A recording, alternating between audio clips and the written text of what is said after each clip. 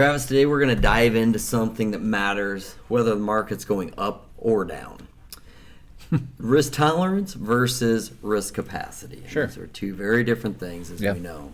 Risk tolerance is more based off of emotion, which a lot of people make emotional decisions when they buy or sell anything. Right. Our job is to prevent that. It's about how much volatility you think you can really handle. And then risk capacity is more practical.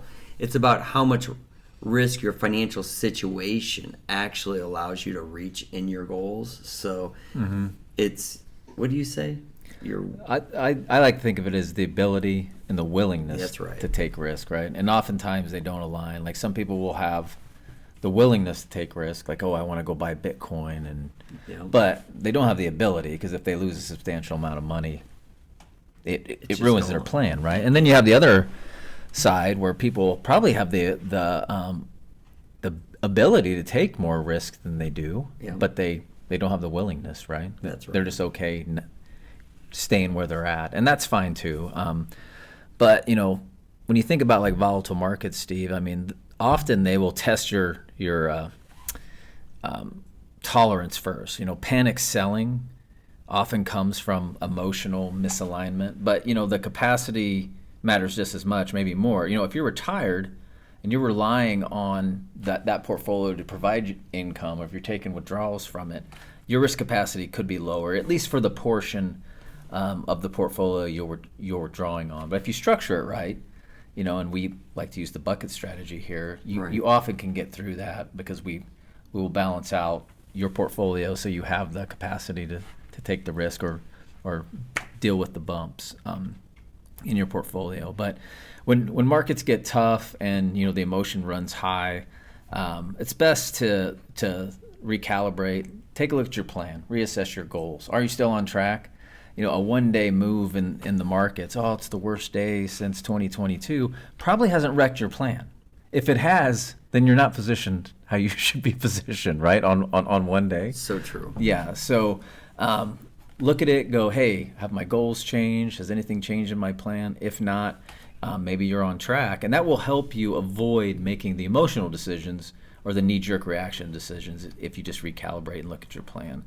And then, if you do look at it and you go, hey, my risk capacity is kind of tight, maybe I can't withstand a drawdown here, you have a chance to recalibrate there, rebalance your accounts, and get to a point where you're comfortable with it, or the portfolio can do its job for you as you try to reach your goals. That's right. And Travis, during growth markets, our risk gets inflated, right? We get confident. It's almost worse than the panic selling. People start reaching for more risk. Yeah. Yes, and normally at the wrong times too. Correct. Correct. And then you start there and you're like, oftentimes capacity might look higher, but it really doesn't mean you should overextend yourself, because going back to the plan, you only have to get a certain rate of return, and we normally run our plans right around 3.89 to 4%. That's how we stress them. That's how we stress them, and so there's no reason to overextend yourself. So here's things that you need to remind yourself in a market that is going up. Okay, first, you need to stay disciplined. Don't chase performance. People do it all the time. Mag 7 the last couple of years, right? Yeah, absolutely. Everybody wanted NVIDIA. Correct. Right? Yeah. Revisit your allocation. Growth doesn't mean immunity, right? And then use gains strategically. Reallocate. You'd mentioned, build cash, or shore up the weak spots in your portfolio.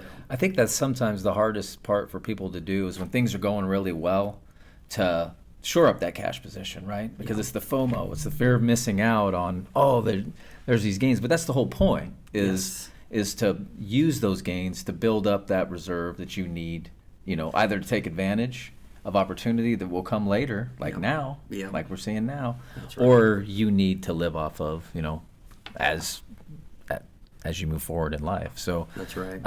But I still think, Steve, it doesn't matter what market you're in, and you have to stay disciplined, and you have to align your risk tolerance and your risk capacity. I always like to tell our advisors here, the best time to understand a client's risk tolerance, send them the risk questionnaire. We use Riskalyze, it's called Nitrogen now. Yeah. But send them the risk questionnaire now. Right now. During turbulent times. You're going to find out. And see what you get versus what you might have gotten in the past. And it's always a good discussion point to understand the difference between the two numbers, because when they took that questionnaire, it's like you pointed out, there's an emotional component to it. There is. And if things are going great, hey, I'm a 90. And if things aren't, I'm a 20. You feel like you're indestructible in those types of markets until this market comes. And now all of a sudden you're starting to see things unwind and you're going, wait a minute. Yeah. I'm really uncomfortable right now. Right. Yeah. So if you feel uneasy, about the risk in your portfolio, let's talk. Like, even if you have a question of where you might come out on the scale we just talked about, we'll send you the Riskalyze and we'll have a discussion with you about it and see where you come on that scale and why you come out on that scale. But checking in now and assessing that will help you prevent mistakes in the future if you really understand why you're feeling how you're feeling about your portfolio. That's exactly right, Travis. It's been great. I look forward to it next week. Look forward to it as well.